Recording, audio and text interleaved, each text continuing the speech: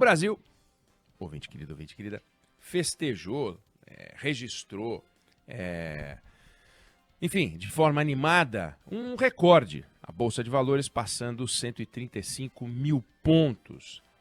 E quando acontece algo assim, quando surge um número desse tipo, muita gente fica eufórica, fica muito animado, fala, puxa, que legal, o Brasil está realmente acontecendo. Olha só, agora nós vamos longe, olha que bacana e tal. E tem um lado disso que a gente tem que tomar muito cuidado. A gente tem que olhar para dados como esse com muito pé atrás, para a gente não cair na euforia infundada. Então, é melhor ter uma bolsa batendo recorde positivo do que uma bolsa batendo recorde negativo? É óbvio que não há dúvida disso. Mas quais são os motivos que fazem a Bolsa Brasileira ultrapassar esse recorde, né? São as conquistas da economia brasileira ou são os efeitos de dados que vêm de fora? Então, primeiro motivo, todos os analistas são unânimes. Há uma percepção de que não haverá nos Estados Unidos uma recessão, como se temia até um tempo atrás. Há um segundo motivo de que, a partir da próxima reunião do Fed, eles vão começar a baixar os juros. Ou seja, investir em juros nos Estados Unidos vai ser menos apetitoso, o mercado financeiro vai começar a olhar para fora e isso torna outras alternativas mais atraentes. Então, a Bolsa de Valores começou a ter uma antecipação desse movimento. É bom, como eu falei, é bom. A Bolsa brasileira está barata na comparação com outras bolsas, quando se usam os critérios que os analistas usam. Mas a gente tem que tomar muito cuidado, porque senão a gente, como investidor, sobrou aquele dinheirinho e tal, fala, puxa vida, é hora de sair, vamos comprar papéis na bolsa, vou pegar aquele dinheiro que sobrou, pode ser R$1.000, R$500, R$2.000, não importa. Cuidado. A gente tem que prestar atenção, tem que ter muita calma, porque, como eu falei, não são virtudes, é um momento da economia mundial que conspira a favor de um recorde na Bolsa de Valores do Brasil. Agora, o Brasil, o país Brasil, está passando por uma transformação incrível? Não. Nós estamos no momento em que a gente vai crescer mais do que a gente imaginava, mas vai crescer medíocre, vai crescer pouco. Um estudo feito pelo ex-ministro Mailson da Nóbrega mostra que nos últimos 12 anos, os Estados Unidos cresceram 3 vezes mais rápido do que o Brasil. Os Estados Unidos cresceram 3 vezes mais rápido do que o Brasil. Ou seja, a gente está ficando para trás. A economia brasileira vai crescer mais do que se previa, porque as previsões que estavam para baixo. Isso não quer dizer que a gente está indo bem. Assim, se a gente quer se tornar um país rico, mais rico, se a gente quer diminuir a distância que nos separa dos países ricos, a gente tem que crescer muito mais do que os países ricos para diminuir a diferença que nos separa deles. E a gente está festejando a mediocridade, crescendo pouco. Cadê os grandes investimentos em infraestrutura? Não tem. Cadê a nossa transformação no mundo da educação? Não tem. Basta olhar os dados do IDEB. Nós estamos indo mal. Como é que está a gestão dos gastos públicos? Torrando, gastando dinheiro. Onde é que está a discussão sobre a austeridade fiscal? Não tem. Como é que está no Brasil a segurança jurídica? Não tem. Está aí o Brasil agora, as autoridades, Poder Executivo, Legislativo e Judiciário, reunidos para tentar resolver um problema que foi criado pelo Congresso Nacional de abusar das emendas parlamentares do jeito que bem entender. Eles ficam distribuindo dinheiro como se fosse esse dinheiro não tivesse dono. Aí o Supremo foi lá e falou, olha, não pode. Não pode. Foi por unanimidade, voto do ministro, o relator Flávio Dino, dizendo o seguinte, dinheiro público tem que ter transparência e rastreabilidade. Vocês estão brincando com o dinheiro público. Não pode. E aí bloqueou as emendas. E aí deu uma confusão. O nome disso, insegurança jurídica. Por quê? Porque o Congresso achava que tudo bem fazer as coisas do jeito atrapalhado que fazia antes e do jeito irresponsável que fazia antes. Eu estou dando um exemplo. Tensão entre os poderes. Isso não é bom, mas acontece, é a nossa realidade. Então o Brasil, ele tem motivos para comemorar? Tem. A gente poderia estar fora do radar dos investidores estrangeiros, a gente poderia ser um pária na economia mundial, poderia ser um monte de problema, que não é. Mas será que a gente pode festejar as vitórias da economia nacional por trás desse recorde do Ibovespa? Claro que não. Claro que não. O dinheiro que vem para cá é o dinheiro do investidor estrangeiro, que é um dinheiro pipoca. Entrou, saiu, pipoca. A Bolsa de Valores no Brasil tem se revelado nos últimos anos um investimento modestíssimo. Modestíssimo. Se a gente comparar com outros índices, a Bolsa de Valores perde para o CDI, por exemplo. Então o dinheiro em renda fixa, pelas razões que a gente sabe, com a taxa de juros que a gente vive, dinheiro em renda fixa rende muito mais do que Ibovespa.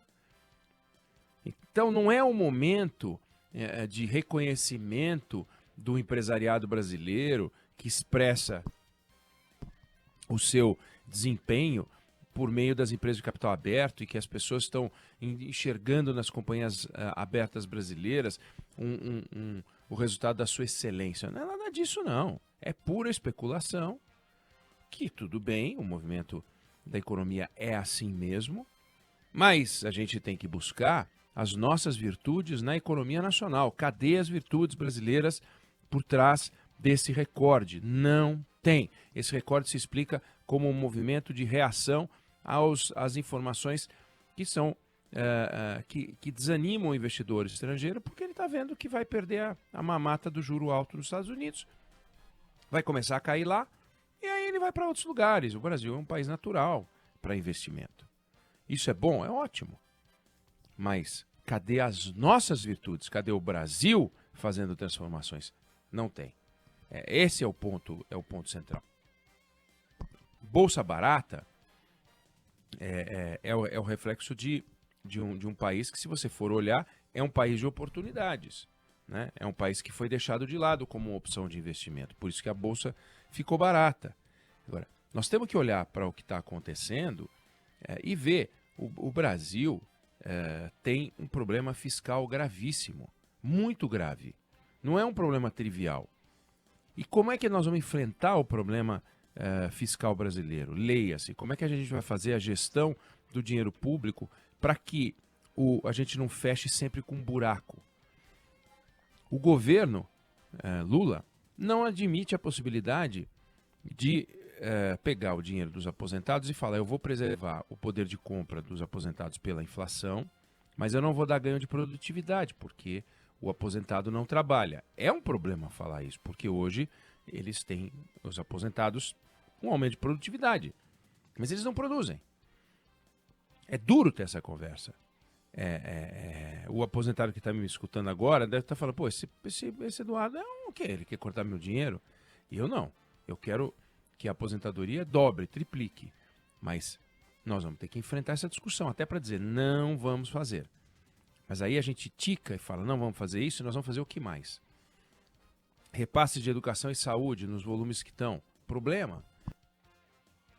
Não faz sentido que o dinheiro não seja transferido de acordo com as necessidades, e sim de acordo com um percentual da receita. Por que tem que ser um percentual da receita e não aquilo que é necessário? Se você precisa gastar R$1.000 por aluno mês e entrou um dinheiro a mais no caixa, por que você tem que gastar 1.200, 1.300, 1.400? Na ideia infundada de que, se você colocar 30% a mais de dinheiro, você vai ter um aluno 30% mais bem educado? Não é o que está aparecendo, porque o Brasil tem investido em educação e o retorno não vem.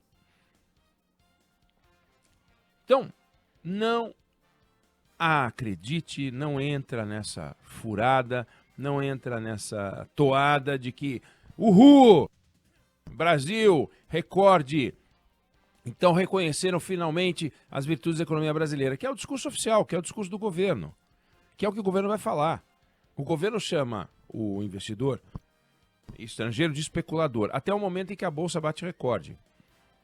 Aí quando a Bolsa bate recorde, aí isso é o reconhecimento da economia nacional, e vai ser dito pelos mercadantes da vida, vai ser dito por todos os economistas ligados ao governo. É uma coisa que não faz sentido. Então, temos que ter pé atrás. Isso eu estou falando para a gente interpretar o momento. E para encerrar, como investidor, para você, se está sobrando algum, cuidado, não entra nessa euforia. Os investimentos em bolsa, do jeito que são feitos por especialistas. Eles têm ferramentas, algoritmos, eles têm uma série de sistemas para poder identificar onde colocar, onde não colocar. Não é a gente que olhando a notícia, olha, 135 mil, vai lá e bota um dinheiro na Bolsa de Valores. Você pode acertar o papel, você pode errar o papel, você pode colocar no índice, você pode fazer o que você quiser. Mas cuidado, o dinheiro que você ganhou é um dinheiro muito suado, muito sofrido, é fruto do seu trabalho. E você vai alocar, se sobrar alguma coisa, né, para você poupar. Então não é para você perder. Eu não estou dizendo para você vá para a Bolsa ou deixe de ir para a Bolsa. Estou dizendo, cuidado para não cair na esparrela que um noticiário muito animado, muito eufórico, muito ufanista pode trazer para você. Uhul, agora é a vez do Brasil, vambora. Eu quero que chegue a vez do Brasil e eu acho que o Brasil tem tudo para ter a sua vez. Mas para isso a gente precisa realmente fazer a lição de casa. Para isso a gente precisa dar motivos para que os outros olhem para cá e falem, nossa, tem algo acontecendo naquele país chamado Brasil. Não reflexo da economia americana. O Brasil está num momento bacana. Olha só o que está acontecendo nas várias áreas, para onde a gente olha. O país está mais sistemático, a taxa de judicialização caiu. Olha só como eles estão coordenando os investimentos. Olha que bacana, não é só gogozinho que eles ficam inaugurando pedra fundamental, não. As obras estão sendo feitas num ritmo mais rápido. As obras que começam terminam. As obras que começam a um preço terminam aquele preço estimado e não 3, 4, 5, 10 vezes mais caro do que se estimava. O número de obras paradas caiu, porque no Brasil a gente contabiliza obras paradas, que é uma piada. E são milhares de obras paradas, cada um por um motivo diferente. As nossas tensões com o licenciamento continuam iguais, não mudou nada. O Ministério do Meio Ambiente continua a ter gente lá dentro trabalhando contra o progresso. Isso não vai mudar se a gente não achar que é hora de transformar o Brasil em outra coisa. E eu não estou falando de esquerda, de direita, para mim tanto faz. Eu quero que o Brasil cresça, eu quero PIB. E se não tiver PIB, não adianta querer dividir o que a gente não tem. Né? A gente tem um pedaço da economia, na economia privada, que financia o Estado brasileiro, e a gente tem um monte de gente que precisa de oportunidade e não consegue ter oportunidade e fica recebendo uma ajuda do governo, em vez de receber a ajuda do governo e também oportunidade para que possa sair da condição em que está, que é fundamental.